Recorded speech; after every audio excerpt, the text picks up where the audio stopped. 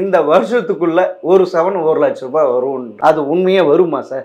Gold இறங்கணும், எப்போ இறங்கும்னு தெரியாது. நீங்க சொல்றது கரெக்ட். ஏன்னா கடந்த 40 வருஷம் பார்த்தீங்கன்னா 6 முறை தான் கோல்டு 40% ஏறி இருக்கு. அப்புறமா பார்த்தா அது 6 to 9% இருந்திருக்கு சார். உச்ச விலையில போய் ஒரு மனிதன் தங்கத்தை இன்னைக்கு போய் ஐயோ இன்னும் ஏறிடுமோன்னு பயந்து வாங்குறத விட பேசாமல் விட்டுட்டு எப்போ படுத்து கிடக்கோ கோல்டு அப்போ போய் வாங்குறது வந்து நல்லது, புத்திசாலித்தனமாக இருக்கும். அது படுக்கிறது வாய்ப்பு இருக்கா? டெஃபினட்டாக இருக்குது. இன்னும் இன்னைக்கு 8,700 ரூபாயா இருக்குது, 10,000 ரூபாய் ஆகலாம். இப்போ 70,000 ஒரு சவரன் வந்துருச்சு, 80,000 ஆகலாம். ஸோ கோல்டு மார்க்கெட்டில் யாராவது சின்னமாக போய் வாங்க ஆரம்பித்தோம்னாவே, ஒரு 1% கோல்டு அதிகமாக வாங்குறாங்கன்னாவே அது எகிரிட்டு ஓடும் விலை. இந்த அமெரிக்கா சீனா பிரச்சனை தீருதோ, இந்த ட்ரேடு வார் வர்த்தக போர் தீருதோ, சடனாக கோல்டு விழுகிறதுக்கு வாய்ப்பு இருக்குது.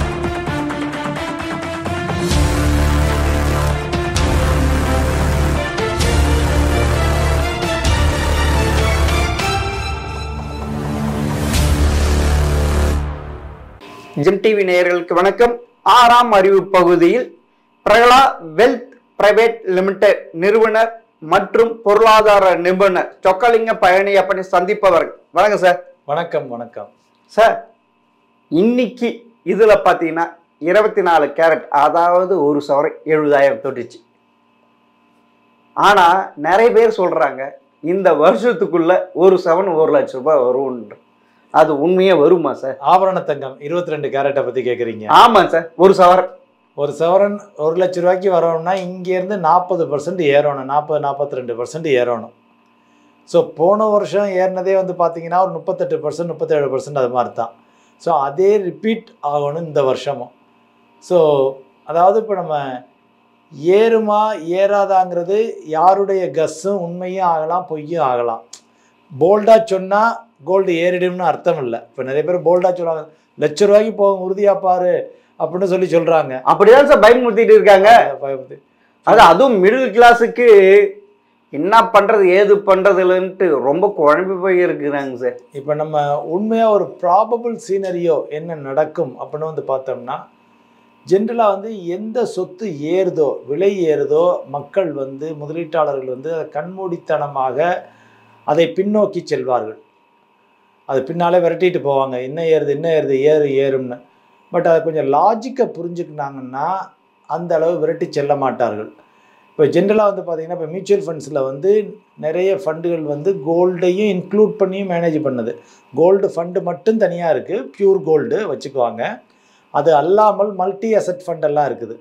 மல்டி அசெட் ஃபண்ட்லாம் வந்து பார்த்திங்கன்னா கோல்டு ஒரு போர்ஷன் வச்சுருப்பாங்க, பங்குகள் ஒரு போர்ஷன், பாண்டுகள் ஒரு போர்ஷன் வச்சுருப்பாங்க, எல்லாம் கலந்து வச்சுருப்பாங்க. இப்போ அவங்களாம் என்ன பண்ணுறாங்கன்னா கிராஜுவலாக கோல்டு பர்சன்டேஜை குறைச்சிக்கிட்டே வர்றாங்க. கோல்டு விலை ஏற ஏற கோல்டு பர்சன்டேஜை வந்து குறைச்சிக்கிட்டே வர்றாங்க, அவங்க ஹோல்டிங்ஸை குறைச்சிக்கிட்டே வர்றாங்க. ஸோ அது எதை காமிக்குது அப்படின்னா, கோல்டு விழுகணும், எப்போ விழுகும்னு எங்களுக்கு தெரியலை, அதனால் ஏற ஏற நாங்கள் கொஞ்சம் கொஞ்சமாக விற்றுக்கிறோம். ஒவ்வொரு ஏற்றத்துக்கும் கொஞ்சம் கொஞ்சமாக விற்றுக்கிட்டு வர்றாங்க. இதுதான் அந்த மல்டி அசெட் ஃபண்ட்ஸில் கேட்டகரியில் ஃபண்ட் மேனேஜர்ஸ் பண்ணிக்கிட்டு இருக்காங்க. ஸோ அப்போ அவங்க அலோகேஷன் எங்கேயும் அதிகப்படுத்துகிறாங்க, பாண்டுக்கு அதிகப்படுத்துகிறாங்க, பங்குச்சந்தைக்கு அதிகப்படுத்துகிறாங்க, பங்குகளுக்கு அதிகப்படுத்துகிறாங்க, ஈக்குட்டிக்கு அதிகப்படுத்துகிறாங்க. ஸோ ஒரு ஜென்ரல் லேர்னட் ஒப்பீனியன் என்ன அப்படின்னு வந்து பார்த்திங்கன்னா, கோல்டு இறங்கணும், எப்போ இறங்கும்னு தெரியாது. என்ன சார் கண்ணை காட்டில் விட்ட கதையாக இருக்குது. கோல்டு இறங்குன்னு எப்போ இறங்கணும்னு தெரியாது, உங்களுக்கே தெரியாப்ப எங்களுக்கு எப்படி சார் தெரியும்? இல்லை இப்போ என்ன, நீங்கள் ஒரு பொருளாதார நிபுணர், உங்களுக்கே தெரியல, எங்களுக்கு எப்படி தெரியும்? கோல்டு ஏன் ஏறுது? மெயினாக ஏன் ஏறுதுன்னா ஒரு போர் நடக்கணும். ஆமாம் சார். சரி, இப்போ அந்த போரெல்லாம் ஓரளவு செட்டில் ஆகிக்கிட்டு இருக்குது. ரஷ்யா, உக்ரைனு, இஸ்ரேலு, பாலஸ்தீன் சின்ன சின்ன லெவலில் போகுது. இப்போ அது வந்து நியூஸில் பெருசாக இல்லை. அதை விட பெரிய போர் என்னென்னா இப்போ வார் போர், வர்த்தக போர், அதான் ட்ரேட் வார். அதுவும் குறிப்பாக அமெரிக்காவுக்கும் சைனாவுக்கும். ஸோ இப்போ இந்த ட்ரேட் வார் நடக்கையில் எந்த பொருளாதாரங்கள் எந்த விதத்தில் பாதிக்கும் அப்படின்னு யாருக்கும் தெரியலை. சைனா வந்து மேஜராக பாதிக்கும், அது தவிர இந்தியாவும் பாதிக்கும், வேறு நாடுகளும் பாதிக்கும். ஏன்னா எல்லாத்துலேயும் டேரிஃப் இன்க்ரீஸ் பண்ணுறாங்க. ஸோ இப்போ எப்போவெல்லாம் அன்சர்டைன் பீரியட் வருதோ, நிச்சயமற்ற தன்மை எப்போவெல்லாம் வருதோ அப்போவெல்லாம் தங்கத்தினுடைய விலை உயரும். ஏன்னா தங்கத்துக்குன்னு இன்ட்ரின்சிக் வேல்யூன்னு கிடையாது. சார் நீங்க சொல்றது ரைட்டு. டாலர் எப்பப்பெல்லாம் விழ ஆரம்பிச்சா அதுக்கு ஓடி போய் கோல்டுல இது விற்பாங்க government, reserve bank, central government. ஆனா இப்ப வந்து டாலருக்கு அதே மாதிரி இல்லையே சார், அதுக்கு வாழ்வு இப்ப இல்லையே சார். கரெக்டு நீ சொல்ல. ஆனால் இன்னும் வேர்ல்டில் மேஜர் ட்ரேடு வந்து ஸ்டில் டாலரில் தான் நடந்துக்கிட்டு இருக்கு சார், நான் ஒத்துக்கிறேன். ஆனா இப்ப அதுக்கு முன்ன பாத்தீங்கன்னா $1 இந்தியன் ருப்பியில 87 88 இருந்து. ஆனா இப்ப இருக்கிற கண்டிஷன்ல பார்த்தா அது இந்தியன் ரூபாயுடைய மதிப்பு ஏறப்போகுது, டாலர் மதிப்பு குறைய போகுது. அப்படி இருக்கிறப்ப கோல்டு விலை குறையும் இல்லை, டாலர் பெஸ்ட் தானே இல்லை? கரெக்டு, டெஃபினட்டாக நீங்கள் சொல்கிற கூற்று உண்மை. பட் என்னென்னு வந்து பார்த்தீங்கன்னா இந்த அந்த அந்த அன்சர்டைன் பீரியடில் இன்னொன்று வந்து பார்த்திங்கன்னா ஏன் டாலர் இவ்வளவு ஏறுது ஏன் தங்கம் இவ்வளவு ஏறுது அப்படிங்கிறதையும் புரிஞ்சுக்கணும். இப்போ உதாரணத்துக்கு வந்து பார்த்திங்கன்னா பாண்டுகள் இருக்குல்ல, உலகம் பூரா பாண்டுகளில் மக்கள் முதலீடு செஞ்சுருக்க வந்து கிட்டத்தட்ட $300 ட்ரில்லியன் இருக்கும். ஒரு எக்ஸாம்பிளுக்கு சொல்ல வரேன். பங்குச்சந்தை அதே மாதிரி ஒரு 100, 150, 200 ட்ரில்லியன் இருக்கும். ஆனால் தங்கத்தில் மொத்த முதலீடு எல்லா ஹோல்டிங்ஸையும் சேர்த்து பார்த்திங்கன்னா மிக மிக குறைவு. இதையெல்லாம் கம்பேர் பண்ண இல்லை. பாண்டு, பங்குகள் இதையெல்லாம் கம்பேர் பண்ண, அந்த மார்க்கெட்டையெல்லாம் கம்பேர் பண்ண இல்லை. கோல்டு மார்க்கெட் சின்ன மார்க்கெட். ஸோ கோல்டு மார்க்கெட்டில் யாராவது சின்னமாக போய் வாங்க ஆரம்பித்தோம்னாவே, ஒரு 1% கோல்டு அதிகமாக வாங்குறாங்கன்னாவே அது எகிரிக்கிட்டு ஓடும் விலை. வேறஸ் பாண்டுகள், பங்குகள் வந்து அப்படி எகிராது. ஏன்னா அது வால்யூம் பெருசு, இது வந்து சின்ன வால்யூம். இந்த சின்ன வால்யூமில் யாராச்சும் போய் சின்னவாங்க லைட்டாக தொட்டு ஒரு 1% கோல்டு எக்ஸ்ட்ரா வாங்கணும்னு சொன்னால் கூட படான்னு விலை ஷூட்டப் ஆகிக்கும். ஸோ அதனால் செகண்ட் திங் வந்து பார்த்திங்கன்னா இப்போ அதனுடைய ப்ரொடக்ஷன் காஸ்ட்டையெல்லாம் தாண்டி எங்கேயோ கோல்டு கமோடிட்டி விலை போய்கிட்டு இருக்குது. ஸோ இப்போ எப்போ வந்து இந்த அமெரிக்கா சீனா பிரச்சனை தீருதோ, இந்த ட்ரேடு வார், வர்த்தக போர் தீருதோ, சடனாக கோல்டு விழுகிறதுக்கு வாய்ப்பு இருக்கிறது சார். இப்போ வர்த்தக வார் இருக்கிறப்ப இன்னும் கோல்டு விழுன்னு நான் நினைக்கிறேன் சார். ஏன்னா அமெரிக்காவுக்கு அதிகமாக கடன் கொடுத்தவன் சைனா, அவன் திருப்பி வாங்கிடுவான். அப்போ டாலருடைய ரேட்டு குறைஞ்சிவிடும். அது ஒன்று சார். இன்னொன்று, சைனாவுடைய பொருளாதார வளர்ச்சி பயங்கரமான அடி, அது ரியல் எஸ்டேட் பேஸ், அதுவும் அடி. அப்படி இருக்க சைனாவுடைய எண்ணும் குறைஞ்சி விடும். அவன் இருக்கிற கையில் வச்சிருக்கிற கோல்டு வெளி மார்க்கெட் கொண்டு வரும். அப்படி இருக்கிறப்ப கோல்டு விலை குறையறதுக்கு வாய்ப்பு இருக்குல்ல? இல்லை, இன்னைக்கு உள்ள சூழல்ல வந்து எந்த அரசாங்கமும் தங்கத்தை விற்காது. ஆனால் இப்போ இருக்கிற நிலைமை அப்படித்தானே சார் இருக்கு. பொருளாதார வாரு, டாக்ஸ் வரி வாரு நடக்குது இல்லை, டாக்ஸ் டாரிஃப் நடக்குது. ஏன்னா இந்த நிச்சயமற்ற தன்மையில் வந்து பொதுவாக மத்திய அரசாங்கங்கள் வந்து கோல்டை ஏற்றத்தான் செய்வாங்க. இன் ஜென்ரல் அட்லீஸ்ட் விற்க மாட்டாங்க, ஹோல்டிங்ஸை போய் விற்க மாட்டாங்க. ரெண்டாவது வந்து சீனா வந்து இப்போ நம்ம இந்தியா வந்து 600-650 பில்லியன் டாலர் கொடுத்துருக்கு, கடன் கொடுத்துருக்கு அமெரிக்காவுக்கு. சீனா வந்து 800 பில்லியன் டாலர் கொடுத்துருக்கு. ஆமாம் சார், அவன் தான் அதிகமாக கொடுத்துருக்கு. உலகத்தில் அதிகமாக கடன் வாங்கினதான் யூஎஸ் தான், அமெரிக்கா தான் கடன் வாங்கிய நாடு. பட் ஆனால் பிரச்சனை என்ன, அந்த 800 பில்லியன் டாலரை அவங்க ஒரு நாளில் போய் விற்க முடியாது. இந்தியாவே இன்னைக்கு 600-650 பில்லியன் டாலர் வச்சிருக்கோம்னா அதை போய் ஒரு நாளில் விற்க முடியாது. இல்லை, வாங்கிடுவான்ல. நம்ம இந்தியா வாங்க மாட்டான், சைனாக்காரன் நீ என்ன டேக்ஸ் போட்டிருக்க, உன்னை விட நான் அதிகமாக டேக்ஸ் போடுறேன், நீயா நான் பார்த்துலாம் வாழான்ட்டு களத்தில் இருக்கிறாங்கல்ல, அதான் பண்ணியிருக்காங்க. ஆமா, இப்படிதான் நடக்குது. அதே டேக்ஸ் ஏத்திரப்ப ஏறக்கூடிய மொத்த நாடுகளும் ஓடி போய் அண்ணங்கிட்ட காலில் விழுந்துட்டாங்க. யாரு? ட்ரம்ப் கிட்ட 60 நாடுகளுக்கு மேல. ஆமா. ஆனா இப்ப ட்ரம்ப்புக்கு உள்ள பிரச்சனை, மெயின் பிரச்சனை வந்து சீனா தான். ஆமா சார், சீனாவுக்கு தான் இப்ப வந்து அதைத்தான் எப்படி குதிரைக்கு கடிவாளம் எப்படி கட்டுறதுங்கிற மாதிரி அதுக்காக அவர் சீனாவை மட்டும் செய்யாம நான் எல்லா நாடுகளையும் சேர்த்து செய்யறோம்னு சொல்லி செஞ்சுக்கிட்டு இருக்காரு. மெயின் பிரச்சனை. ஆனா அது கூட 90 டேஸ் இப்ப நிறுத்தி வச்சிருக்கல, சைனா மாத்த நிறுத்தல இல்ல, சைனாவுக்கு பாஸ் பண்ணல. ஆமா. பட் அல்டிமேட்டா இப்போ அவங்க டேபிள்ல உட்காரத்தான் வேணும். ஏன்னா இப்போ 120 சீனா பொருட்கள் இல்லாமல் அமெரிக்க மக்கள் வாழ முடியாது. அதே மாதிரி அமெரிக்கா வாங்காமல் சீனா வாழ முடியாது. அது என்ன சார்? அதாவது சீனாவுடைய எக்கானமி டவுன் ஆகும், ஆனால் சீனா இல்லாமல் போயிடாது. இன்னைக்கு அமெரிக்காவில் ஸ்டீலே இல்லையே, எங்கேருந்து இறக்குமதி பண்ணுவீங்க? எதை வச்சு கட்டடம் கட்டுவீங்க? அப்பன்னா நீங்க சொல்றத பார்த்தோன்னா திருப்பியும் கோல்டுக்கு அந்த ரேட் அந்த நிலைமைக்கு வந்துடும். குறையிறதுக்கு இறங்கணும், டெஃபினட்டா இறங்கணும். இறங்கணும். ஏன்னா கோல்டு வந்து இப்படி ஏறிக்கிட்டே போக முடியாது, அதுக்கு இன்ட்ரின்சிக் வேல்யூ கிடையாது. ஒரு அசட் தானே சார் அது. அது ஒரு அசெட். ஆமா, விலை இல்லாத பெரிய ஒரு வருமானம் இல்லாத ஒரு அசெட். ஆமா, வருமானம் இல்லாத ஒரு அசெட். அதை வந்து வருமானம்னா வட்டி வருமானமோ டிவிடெண்டோ, இப்போ நம்ம ஒரு வீடு வச்சிருந்தீங்கன்னா கூட வாடகைக்கு விட்டீங்கன்னா ஒரு வருமானம் வரும்ல.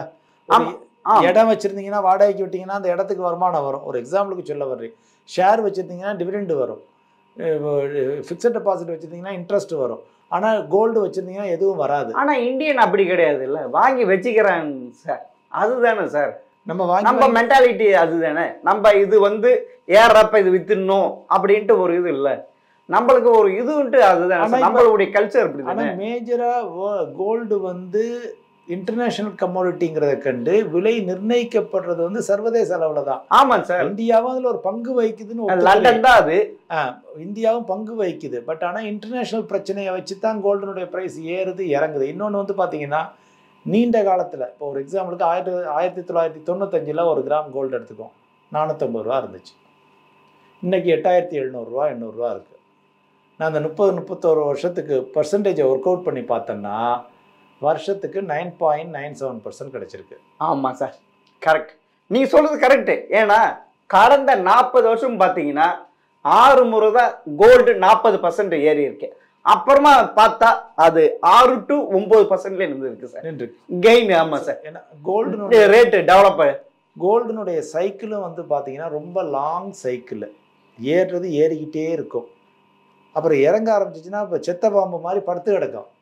ஆமா சார், அது ரொம்ப நாள் நீங்க அதே ரேட்ல அப்படி இப்படி அதே நீங்க ரொம்ப நாள் அப்படிதான் படுத்துட்டு இருந்தது. 5 வருஷம் 7 வருஷம்னே படுத்துக்கிட்டு இருக்கோம். ஆமா, ஐசியூலயே இருக்கும். ஐசியூலயே இருக்கும். ஸோ இப்போ நீங்க அது மாதிரி பார்க்கையில் ஸோ கோல்டு வந்து திருப்பி படுக்க ஆரம்பிச்சிச்சுன்னா ரொம்ப நாள் படுக்கும். ஸோ இப்போ போய் உச்ச விலையில போய் ஒரு மனிதன் தங்கத்தை இன்னைக்கு போய் ஐயோ இன்னும் ஏறிடுமோன்னு பயந்து வாங்குறத விட இன்றைய அளவில் அவங்களுக்கு தேவை இல்லை, அவங்க தேவை வந்து 7 வருஷம் 10 வருஷம்னா பேசாமல் விட்டுட்டு எப்போ படுத்து கிடக்கோ கோல்டு அப்போ போய் வாங்குறது வந்து நல்லது, புத்திசாலித்தனமாக இருக்கும். அது படுக்கிறது வாய்ப்பு இருக்கா? டெஃபினட்டாக இருக்குது. ஏன்னா ஏறினது இறங்கத்தான் வேணும், அதில் சந்தேகமே கிடையாது. என்ன இன்னும் கொஞ்சம் ஏறலாம், இன்னும் இன்னைக்கு 8700 ரூபாயா இருக்குது, 10,000 ரூபாய் ஆகலாம். இப்போ 70,000 ஒரு சவரம் வந்துருச்சு, 80,000 ஆகலாம். ஆமா, ஆனா சொல்றாங்க இந்த வருஷத்துக்குள்ள 1 லட்சம் ரூபாய் வந்துரும்ட்டு கடைக்காரங்களாம் பயமுறுத்திட்டு இருக்காங்க சார். இல்லை அதான் இப்போ மக்கள் வந்து இப்போ என்னன்னா எல்லாரும் சேர்ந்து பயப்படுறாங்க. இப்போ எனக்கு உண்மையான தேவை இருந்துச்சுன்னா நீங்கள் கோல்டை போய் வாங்கலாம். அட 3 மாசத்துல கல்யாணம், 2 மாதத்துல காது ஊத்து இருக்குது அப்படின்லாம் சொன்னீங்கன்னா கோல்டை உடனே வாங்கிக்கோங்க, அதில் கேள்வியே இல்லை. நமக்கு தேவை, வாங்கத்தான் வேணும், போடத்தான் போகிறோம். மேபி நான் 5 சவரன் போடுறதுக்கு போல 4 சவரனா போடுறேன், 3 சவரனா போடுறேன், மக்கள் நீ அப்படி தான் வந்துடுவாங்க. நீ கொஞ்சம் நாளாச்சுன்னா மில்லிகிராமில் போட ஆரம்பிச்சிருவாங்க. ஏன்னா நீங்க பவுன் கணக்கில் வாங்கி போட காசு, அதாவது பூர் பீப்புள் அப்படிதானே சார், ஒரு மில்லிகிராம். ஆமா, மில்லிகிராம்ல தான் வாங்கி போடணும். நீ தங்கம் ஏறுற ரேட்டை பார்த்தா ஆமா மிடில் கிளாஸ் அப்படி போயிடுவோம். ஆட்டோமேட்டிக்கா வந்து டிமாண்டும் குறைய ஆரம்பிச்சிடும். ஏன்னா எந்த அளவு விலை ஏற ஆரம்பிச்சிச்சுன்னா டிமாண்டும் குறைய ஆரம்பிச்சிடும். ஆட்டோமேட்டிக்கா மக்கள் இல்லைப்பா இது ரொம்ப காஸ்ட்லியா இருக்கு. அன்னைக்கு ஒரு கஸ்டமர் வந்திருந்தாங்க, அவங்க சொன்னாங்க சார் நாங்கள் ஒரு சொத்தை விற்று தங்கம் வாங்கி கொடுக்குறதா இருந்தோம் பொண்ணு மேரேஜுக்கு. இப்போ நான் சொல்லிட்டேன் தங்கம் வாங்கி தரல, சும்மா செயினுக்கு மட்டும் பண்ணித்தர்றேன், மீதி வந்து சொத்தை எழுதி தந்துடுறேன், அதை நீங்கள் வச்சுக்கோங்க, ஒரு வீடு கட்டிக்கலாம், அனுபவிச்சுக்கலாம். நான் இதை விற்று தங்கமாக்குறத விட அப்படின்னு சொல்லிட்டு சொத்தையே எழுதி கொடுத்துட்டேன் சார், பிளாட் வச்சுருந்ததை எழுதி கொடுத்துட்டோம் அப்படின்னு சொல்லி சொன்னாங்க பசங்களுக்கு. அது மாதிரி மக்களும் ஆட்டோமேட்டிக்காக அதுக்கு தக்கன மாறிக்குவாங்க. தங்களுடைய எதிர்பார்ப்புகளை, தங்களுடைய வெறுப்புகளை ஆட்டோமேட்டிக்காக சமயத்திற்கு ஏற்றாற்போல் மாற்றிக்கொள்வார்கள். ஸோ அதனால் வந்து இப்போ என்னென்னா ஒரு ஏறிக்கிட்டே இருக்க அசட்டை வாங்குறத விட இறங்கி கொண்டிருக்கிற அசட்டை வாங்குறது வந்து சேஃபர், ரிஸ்க் கம்மி. அப்போ நீங்கள் சொல்கிறது இப்போ தங்க விலை ஏறிட்டு இருக்கு, அது இப்போ வாங்கிறது அறிவில்லாத தனம். அறிவில்லாத தனம் ஏன்னா நான் முட்டாளுன்னு சொல்ல சார், இல்லை அந்த வார்த்தை ஒரு என்னது ஜென்டிலா நாகரீகமா சொல்றேன் சார். இல்லை என்னன்னா ஜென்ரலா ஒரு புத்திசாலித்தனமாக இருக்கும். அதாவது எனக்கு நீண்ட காலத்துல தான் தங்கம் தேவை அப்படிங்கிறவங்க இன்னைக்கு போய் அடிச்சு பிடிச்சு வாங்க வேண்டாம். ஆனா இன்னும் கேட்ட நம்ம நாட்டுல தங்கத்தை முதலீடா கிடையாது, அதுவும் பார்க்கணும். அப்பனா நீங்க சொல்றத பார்த்தா இப்ப வாங்கவே வேணாம். ஆமா, வாங்க வேணாம், அது குறையதான் போகுது சார். அது ரைட் சார். இப்போ ஆல்ரெடி இல்ல நீங்க போய் பாருங்க, எந்த கடையை நகை கடையை வேணாலும் பாருங்க. நான் அன்னைக்கு ஒரு பெரிய கடைக்கு போயிருந்தேன் டி நகர்ல. பெரிய பூரா காத்து வாங்குது. காத்து வாங்குது. எங்கேயாச்சும் கூட்டம் இருக்கா? இல்ல சார். ஸோ இப்போ காத்து வாங்குது. மக்கள் போய் இவ்வளவு விலையில எல்லாம் யாரும் வாங்க மாட்டாங்க சார். இப்ப விற்கிறதே வித்துக்கலாம் சார். இப்ப அட்சய தீதி வரப்போ சார் கூவி கூவி விற்பானு சார். அது மக்கள் தலையில கட்டுறதுக்கு எவ்வளவு, ஏன்னா அவன் எப்பயோ வாங்கி வச்சு கோல்டு இப்படி ஏறப்ப அவனுக்கு லாபம் தானே. நீங்க எப்பவாவது கோல்டு செயினை எல்லாம் தங்க நகை கடைக்காரங்க சேதாரம் செய்குடி இல்லாம விற்கிறத பார்த்திருக்கீங்களா? இல்ல சார், நான் பார்த்தேன். இப்ப செய்குலி சேதாரம் எது எது இல்லாம அந்த டிஸ்கவுண்ட் ப்ராடக்ட் மாதிரி சில ஐட்டங்களை ஒதுக்கி வச்சு நாங்கள் செய்குலி சேதாரம் இல்லாமல் தர்றாங்கன்னு வாட்ஸ்அப் மெசேஜ் வந்துக்கிட்டே இருக்கு. நல்ல பெரிய பெரிய அதே மாதிரி ஆச்சு. இல்லை, என்ன ஒன்று அவங்க ஆல்ரெடி வாங்கி வச்சிருக்கா, அவங்களுக்கு பெருத்த லாபம். செகண்ட் வந்து இப்போ இயர் எண்டு மார்ச் வந்துச்சுல்ல, மார்ச் அவங்க சேல்ஸ் அதிகரிக்கணும். சேல்ஸ் அதிகரிக்கிறதுக்கு இந்த செயின் ஐட்டங்கள்லாம், நாங்கள் செயின் ஐட்டங்கள்லாம் ரெகுலராக போடுற செயின் ஐட்டங்கள்லாம் வந்து செய்கூலி சேதாரம் இல்லாமல் விற்கிறோம்னு பெரிய பெரிய கடைகள் விற்றாங்க மார்ச் 31 ஸோ இப்போ அந்த அளவுக்கு இன்னும் சேல்ஸ் குறைஞ்சிருச்சுங்கிறத சொல்ல வர்றேன் சார். நீங்கள் இன்னும் சொல்கிறது இப்போ பார்த்தா இனி வந்து எல்லா நகை கடைக்காரம் செய்கூலி சேதாரம் இல்லை டிஸ்கவுண்ட்டு. இப்போ சில ஆடி மாதம் டிஸ்கவுண்ட் சொல்லுவாங்க தெரியுங்களா? 50% இது %. ஏன்னா அவன் எப்பயோ கோல்டு வாங்கி வச்சிடறான். இப்போ அது ரேட்டு அவன் பெனிஃபிட் தானே. அப்போ இருக்கிறப்போ உனக்கு டிஸ்கவுண்ட் தரேன்ட்டு அந்த நிலைமைக்கு கூட வந்துருமா? இல்லை, ஆல்ரெடி அது வரலாம்ல. நான் மார்ச்சில் பார்த்தேன், எனக்கு ஏப்ரலில் தெரியல. ஏப்ரல்லையும் நீ பண்ண ஆரம்பிப்பாங்க. ஏன்னா சேல்ஸ் கம்மியாக இப்போ லிஸ்டட் கம்பெனிஸ் எல்லாம் ஜுவல்லரி ஷாப்ஸ் நிறைய இருக்குது. பல நகை கடைகள் வந்து பங்குச்சந்தையில் லிஸ்ட் ஆகியிருக்காங்க. ஆமாம், பங்குச்சந்தையில் லிஸ்ட் ஆனவங்க அவங்க போன வருஷத்தை விட திருப்பி இந்த வருஷம் சேல்ஸ் குறைவாக காமிக்க முடியாது. காமிச்சா அவங்க பங்கு அடிபடும். ஆமாம், பங்குனுடைய விலையும் அடிபடும். ஆமா, சத்தியம் அப்படிதானே கவுந்தா. ஸோ அதனால வந்து எவ்வளவு பெரிய இது இல்லை. இப்போ அதனால வந்து அவங்க கொஞ்சம் மார்ஜின் குறைஞ்சாலும் பரவாயில்ல, நம்ம சேல்ஸ் ஏற்றணும், கொஞ்சம் ப்ராஃபிட்டபிலிட்டி குறைஞ்சாலும் பரவாயில்ல அப்படிங்கிற ஒரு ப்ரெஷர், ஒரு அழுத்தத்துக்கு உந்தப்படுகிறார்கள் இந்த நகை கடைக்காரங்க. பெரிய பெரிய நாடு பூரா ஷோரூம் வச்சிருக்காங்க. ஆட்கள் சங்கிலி இதுல மாதிரி வச்சிருக்காங்க. ஆஃபர் போடணும், சேல்ஸ் பண்ணணும். ஏன்னா கஸ்டமர் உள்ள வந்தா தானே, இல்லாட்டி இவ்வளவு எம்ப்ளாயிஸ் அவங்க லே ஆஃப் பண்ற மாதிரி இருக்கும் ஆளுகளை. ஸோ கேட்டா கடையை ஈத்து மூட வேண்டிய நிலைமை கூட ஆயிடும். இல்ல அந்த நிலைமைக்கு வராது. இல்ல சார், ஜென்ரலா இல்ல மிடில் கிளாஸ் அவ்வளவு பணம் வரும், அவ்வளவு ரேட்டு இதுதான் ஆயிடுது இல்ல. அதனால வந்து இன் ஜென்ரல் நீங்கள் உங்களுடைய கேள்விக்கு வந்து நம்ம ஏறிக்கிட்டே இருக்க அசட்டை விட இறங்கி கொண்டு இருக்கிற அசட்டை போய் லாங் டேர்ம் இன்வெஸ்ட்மெண்ட்டுக்கு வாங்குறது வந்து ரிஸ்க்கு குறைவாக இருக்கும், லாபங்களும் அதிகமாக கிடைக்க வாய்ப்பு இருக்கிறது. சார் நீங்கள் இன்னொரு இது சொல்ல, இதில் வந்து கோல்டு பேப்பர் பாட்டில் இப்போதைக்கு இதில் வாங்குறது பெஸ்ட்டுன்றாங்க சார். கோல்டாக வாங்குறத விட ஜுவல்லரியாக வாங்குறத விட ஆரம்பத்தில் வாங்குறது இது பெஸ்ட்டு. ஏன்னா அன்னைக்கு இருக்கிறது வித்துட்டு நகை அப்படியே வாங்கிக்கலாம், இது செய்கூலி சேதாரம் போயிடும் அப்படின்ட்டு சொல்றாங்க. எப்படி சார்? கரெக்ட். இல்லை இப்போ வந்து இப்போ சில பேர் வந்து நான் இப்போ வந்து கோல்டு ரேட்டில் வந்து நான் ப்ளே பண்ணுறேன், இந்த லாபத்தை இன்னைக்கு இப்போ நீங்கள் சொல்கிறீங்க இல்லையா, ₹1,00,000 போயிடும்னு ஒரு ஆள் நினைக்கிறாருன்னு. ஆமாம், அப்படிதான் பயமுறுத்திட்டு இருக்காங்க. இன்னைக்கு 70,000 இருக்குது, ₹1,00,000 போயிடும் நான் உண்மையிலே நம்பினேன்னா, நான் போய் ஃபிசிக்கல் கோல்டை வாங்கி விற்றேன்னா அதில் எனக்கு சேதாரம் செய்கூலி டேக்ஸ் ஜிஎஸ்டி எல்லாம் போய் நஷ்டமாகும். அதுக்கு பதிலாக இந்த பேப்பர் கோல்டை வாங்கினேன்னா நான் நினச்ச நாள் விற்றுட்டு போயிடலாம். செய்கூலி சேதாரம் இல்லை, ஜிஎஸ்டி கிடையாது, இந்த எதுவும் கிடையாது, என்ஏவி தான். ஸோ ஈஸியாக விற்றுட்டு நான் வெளியில் வந்துடலாம். ஸோ அப்படிங்கையில் வந்து அது வந்து அவங்களுக்கு வந்து அட்வான்டேஜாக இருக்கும். இப்போ நான் கோல்டு ப்ரைஸை வந்து ப்ளே பண்ணணும், விளையாடணும் அப்படின்னு நினைக்கிறவங்க, உள்ளே நுழைஞ்சிட்டு நான் வெளியில் வரணும்னு நினைக்கிறவங்களுக்கு வந்து இது மாதிரி இப்போ கோல்டு வந்து பெஸ்ட்டு. மியூச்சுவல் ஃபண்டுகளே கோல்டு ஃபண்டுகளை வச்சு வழங்குகின்றன. ஸோ அவங்ககிட்ட வாங்கிட்டு நம்ம வேணுங்கையில் வெளியில் ஈஸியாக வந்துக்கலாம். அடுத்த நாள், ஒரு நாள் 2 நாள்லேயே பணம்.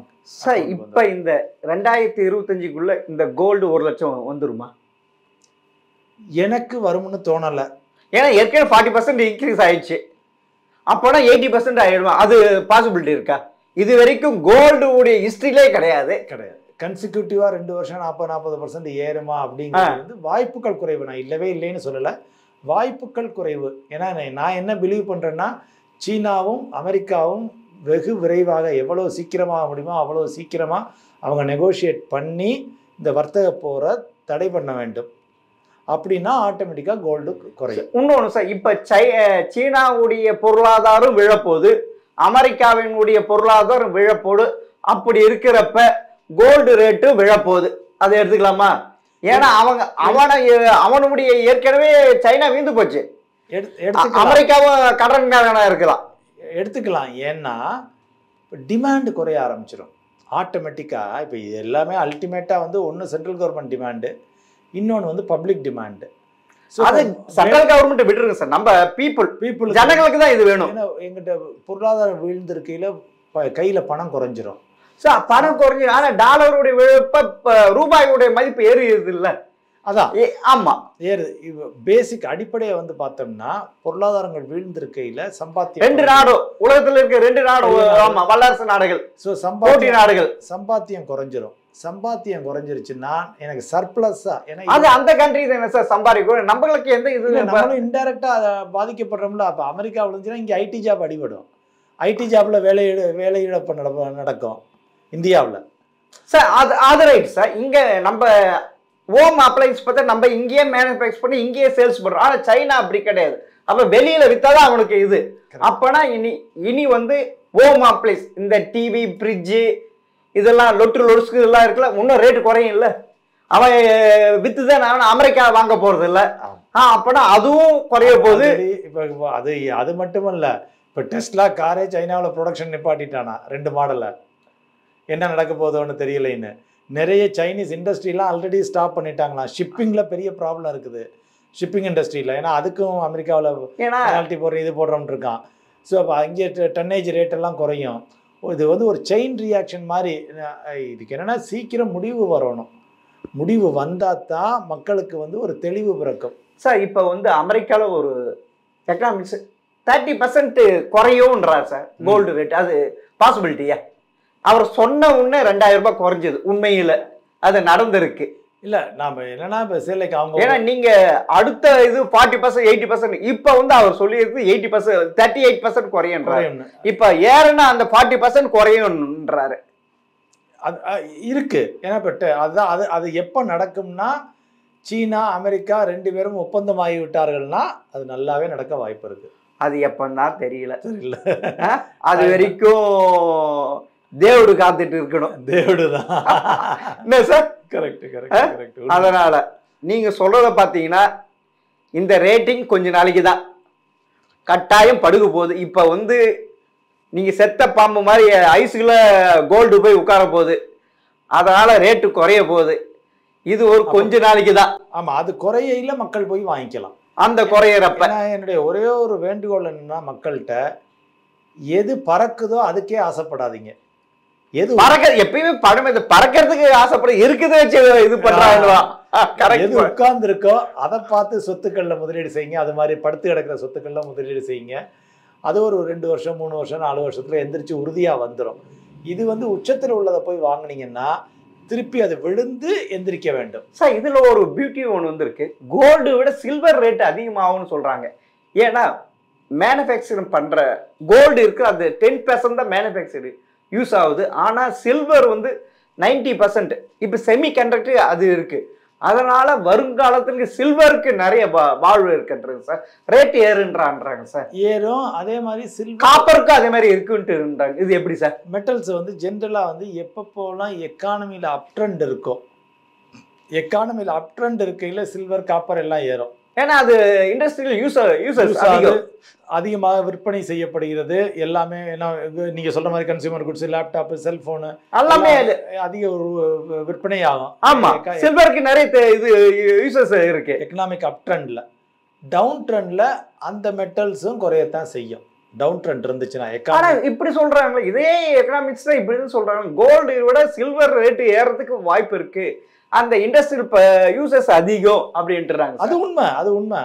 அது எப்போ அந்த இண்டஸ்ட்ரியல் யூஸ் அதிகமாகுது. ரெண்டாவது நம்ம சப்ளையும் பார்க்கணும். கோல்டை விட சில்வர் சப்ளை அதிகம். இப்போ இந்தியாவிலேயே சில்வர் எவ்வளோ உற்பத்தி பண்ணுறோம் நம்ம. ஆமாம், நிறைய மைன்லையும் கிடைக்குது, உற்பத்தியும் பண்ணுறோம். உலக அளவில் சில்வர் உற்பத்தி வந்து கம்பேரிட்டிவ்லி அதிகம். ஆனால் காப்பர் கம்மி இருக்குல்ல? இல்ல இப்ப நீங்க கோல்ட கம்பேர் பண்ணையில இப்ப காப்பர் எல்லாமே உங்களுக்கு அதிகம். காப்பரு சில்வரு எல்லாமே வந்து உற்பத்தி அதிகம். அது ரெண்டாவது வந்து இப்போ எக்கானமி வந்து ரிசெஷனில் போகுதுன்னா சேல்ஸ் எல்லாம் குறையும். சேல்ஸ் எல்லாம் குறைஞ்சா சில்வருக்கு டிமாண்டும் குறையும். சரி, இப்போ வந்து கோல்டு ஆரமெண்டலாக வாங்குறது பெஸ்ட்டா, நீங்கள் இந்த பேப்பர் கோல்டு வாங்குறது பெஸ்ட்டா? நம்ம பொறுத்த வரைக்கும் இந்த கல் வச்சு ஸ்டோன் வச்சு நகலாவது, அதுக்கு பார்த்தீங்கன்னா இந்த சேராத சைக்கிள் அது இதெல்லாம் பார்த்தா எல்லாமே நஷ்டம். இது எது சார் பெஸ்ட்டு? இல்லை, இப்போ முதலீடுன்னு எடுத்துக்கிட்டா ஜென்ரலாக இதுக்கு முன்னால் வரைக்கும் நம்ம முதலீடு கிடையாது சார். நம்மளுக்கு தான் தங்கமே முதலீடு கிடையாது, நம்மளுக்கு ஒரு சேர்த்து வைக்கிறது தான். சேர்த்து வைக்கிறது. ஸோ அப்படிங்கிற சாவரின் கோல்டு பாண்ட்ஸ் இருந்துச்சு. இப்போ அரசாங்கமே கட்டுப்படி ஆகலைன்னு. ஆமாம் சார், 2% இன்ட்ரெஸ்ட் கொடுத்தா வருஷத்துக்கு அது நிப்பாட்டிட்டாங்க. ஆமாம். ஸோ இப்போ நெக்ஸ்ட் ஆப்ஷனாக வந்து முதலீட்டுக்கு வந்து கோல்டு வந்து பெஸ்ட்டு. கோல்டுனா இப்போ மியூச்சுவல் ஃபண்டுகளில் கோல்டு ஃபண்டுகள் இருக்கின்றன, அதை வாங்கிக்கிறது பெஸ்ட்டு. ஏன்னா அந்த செய்கூலி சேதாரம் அந்த பிரச்சனை, அது ஜிஎஸ்டி எதுவும் இல்லை. இன்னைக்கு என்ன ரேட்டு அந்த ரேட்டு வித்துட்டு போகலாம், என்ன கிராம வச்சிருக்கே வித்துட்டு போயிடலாம், அது பெஸ்ட். அதற்கு அடுத்தாற் போல் ஜென்ரலாக வந்து மக்கள் பார்க்குறது வந்து ஃபிசிக்கல், நாங்கள் கோல்டை வாங்கி வைக்கணும்னா ஃபிசிக்கல் கோல்டு பாரா அது மாதிரி வாங்கலாம். ஏன்னா அதில் வந்து செய்கூலி சேதாரங்கள் கம்மியாக இருக்குது, மார்க்கெட் ரேட்டில் வாங்கிட்டு போயிடலாம். பட் ஸ்டோரேஜ் வச்சுக்கணும், லாக்கர் பிடிக்கணும். தேர்டாக வந்து எனக்கு வந்து இப்போ எனக்கு ஆர்னமெண்ட் தேவைப்படுது அப்படின்னா அவங்க ஆர்னமெண்ட் வாங்கிக்கலாம், தேவை இருந்தால். தேவை இருக்கிறப்ப தான் வாங்கணும், இருக்கிறது இல்லைங்கிற பொழுது அது கோல்டு ஆர்னமெண்ட்டை வாங்குறது வேஸ்ட்டு தான். சார் இப்போ வந்து 38% சொல்லியிருக்கேன். இப்போ வந்து ஒரு சவரன் 22 கேரட்டு 70,000 வந்துடுச்சு. அப்படி இருக்கிறப்ப இந்த 70 வந்து 50,000 வரதுக்கு வாய்ப்பு இருக்குல்ல? ஆமாம், அதுவும் எதிர்பார்க்கலாம் கூடிய விரைவில். அது ஆனால் எப்பன்னு தெரியாது. டைம் வந்து யாராலும் ஃபிக்ஸ் பண்ண முடியாது. ட்ரம்ப்புக்கும் தெரியாது, சைனீஸ் பிரைம் மினிஸ்டருக்கும் தெரியாது, இந்தியன் பிரைம் மினிஸ்டர் தெரியாது, ஃபினான்ஸ் யாருக்கும் தெரியாது. ஸோ கோல்டு 50,000 வரதுக்கும் வாய்ப்பு இருக்கு. அதுல எந்த ஒரு மாற்று கருத்தும் இல்லை. இது 1 லட்சத்தை தொடர்றதுக்கு வாய்ப்பு இல்லை. ஏன்னா ஏற்கனவே 40% வந்துருச்சு, இன்னொரு 40% வரதுக்கு வாய்ப்பு இல்லை. அப்போனா இது இந்த 1 லட்சம் என்பது 2028 அந்த ரேஞ்சில் அப்பதான் ஏறும் இல்லை சார்? ஏன்னா நீங்க அதனுடைய ஹிஸ்டரி பார்த்துருக்கிறப்ப அதான் ஓவரால் ஹிஸ்டரியா வந்து பார்க்கையில் இல்லாட்டி அப்படி ஒருவேளை 1 லட்சத்துக்கு போச்சுன்னா அடுத்த 10 வருஷம் படுத்து கிடக்கும். அதுக்கு மேல ஆமா. ஏன்னா எந்த சொத்து வகையுமே ஒரு பீக்குக்கு போச்சுன்னா திருப்பி டவுன் ஆகும். ஏன்னா நிறைய பேர் ப்ராஃபிட் புக் பண்ணுவாங்க. ஆமா, ஏன்னா நான் வாங்கின டபுள் ஆயிருச்சுன்னு எல்லாரும் விற்க போவாங்க. ஆனா கோல்டு அப்படிதானே சார்? அதுதான். ஸோ இன்டர்நேஷனல் லெவலில் டெஃபினட்டாக அடிபடும். ஆமா, அதாவது இப்போ நீங்கள் அவசரப்பட்டு வாங்க வேணாம். கரெக்ட். எதுவும் வாங்க வேணாம். தேவை இருந்தால் மட்டும் உங்களுக்கு என்ன தேவையோ அது மாத்திரம் வாங்கிக்க. அதை முதலீடை வாங்கி போடாதீங்க. இப்போ ரேட்டு இன்னும் ஏறுன்ட்டு கனவு காணாதீங்க. ஏறும், ஆனால் படுக்கிறதுக்கு வாய்ப்பு இருக்கு. ஏறின வேகத்தில் குறையிறதுக்கு வாய்ப்பு இருக்கு. அது 50,000 வர்றதுக்கு வாய்ப்பு இருக்கு சொல்லியிருக்கீங்க. கரெக்ட். இப்போ மக்கள் கேட்கலாம், இப்போ என்னோட எக்ஸ்ட்ரா சர்ப்ளஸ் பணம் இருக்கே, உபரி பணம், அப்போ கோல்டை வாங்க வேண்டாங்கிறீங்க, நான் என்ன பண்ணட்டும்னு கேட்பாங்க. ஆமா, நிம்மதியாக கொண்டு போய் ரொம்ப சேஃபாக வேணும்னா ஃபிக்ஸட் டெபாசிட், லிக்விட் ஃபண்ட் அதுல இன்ட்ரெஸ்ட் எல்லாம் குறைச்சிட்டாங்க சார். ஃபிக்ஸட் ஆமா 7% வந்துருச்சு. பட் இருந்தாலும் பணம் இருக்கு, சேஃபா இருக்குல்ல. இப்போ தங்கம் வாங்கினீங்கனாலும் அப்புறம் ஷேர் மார்க்கெட் டவுன், அதுவும் வேணான்றீங்க. இப்போ இல்லை, இப்போ தங்கம் வாங்கினீங்கனாலும் தங்க விலை விழுந்துச்சுன்னா ரிஸ்க் தானே. ஆமா, ஸோ அதுக்கு பதிலாக இது சேஃபா இருக்கும். மியூச்சுவல் ஃபண்ட்ல லிக்விட் ஃபண்ட் இருக்கு, அதுல போட்டுக்கங்க, ரொம்ப சேஃபா வேணும். ஆமா, அது ஏற்கனவே 12, 15, 20% லாங் இதுல பாத்தீங்கன்னா உங்களுக்கு ஆமா ஒரு மினிமம் 12 கிடைக்கும். பாண்ட் இதுல 5 வருஷம் 7 வருஷம் வேண்டாம்ங்கிறவங்க ஈக்விட்டி மியூச்சுவல் ஃபண்டுகளில் போட்டுட்டு இப்போ மார்க்கெட்டு விழுந்து இருக்குது, என்ஐவி குறைச்சி கிடைக்குது, இப்போ வாங்குறது பெஸ்ட். அது இப்போ பணம் உங்கள்கிட்ட உபரியா இருந்துச்சுன்னா ஒரு 5 வருஷம் 7 வருஷம் பணம் தேவையில்லைன்னா ஈக்விட்டி மியூச்சுவல் ஃபண்டில் போட்டுட்டு நீங்கள் நிம்மதியாக நீங்க அது 12, 13, 15, 20 அந்த பர்சன்ட். ஆனா கோல்டு வந்து அந்த 9%க்குள்ள ஏறாது. லாங் டேர்ம்ல அவ்வளவுதான் 9. அதுக்கு மேல ஏறாது. அது நீ காத்துட்டு இருக்க வேணா, அது ஒரு 20 வருஷம் கழிச்சு திருப்பி காத்துட்டு இருந்தா அந்த 40% ஏறும். அதுக்கு வாய்ப்பு இதுதான். உண்மை லாங். ஏன்னா அது சைக்கிள் வந்து லாங். ஓகே, சைக்கிள் வந்து லாங். சார் ரொம்ப தெளிவா மக்களுக்கு புரிஞ்சு வச்சதுக்கு மிக்க நன்றி சார். நன்றி.